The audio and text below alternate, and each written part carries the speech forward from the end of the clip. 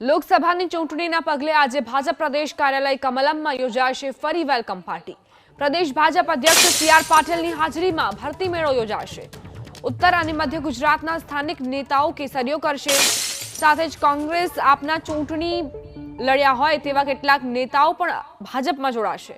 અરવલ્લીમાં મેઘરજના પૂર્વ ધારાસભ્ય ગુણવંત પંડ્યાના પુત્ર જતીન પંડ્યા અને પુત્રવધુ ભાજપમાં જોડાશે, જે માટે તે મેઘરજથી ગાંધીનગર આવવા રવાના થયા। 500 કાર્યકરો સાથે જતીન પંડ્યા અને રૂપલ પંડ્યા ભાજપનો કેસરીઓ કરશે। તો આ તરફ સાબર ડેરીના ડિરેક્ટર અને કોંગ્રેસના નેતા ડોક્ટર વિપુલ પટેલ આજે કેસરીઓ કરશે। ડોક્ટર વિપુલ પટેલ તેમના સમર્થકો સાથે કમલમ જવા રવાના થયા છે। 25 થી વધુ દૂધ મંડળીના ચેરમેન સહિત મોટી સંખ્યામાં સમર્થકો ભાજપમાં જોડાશે।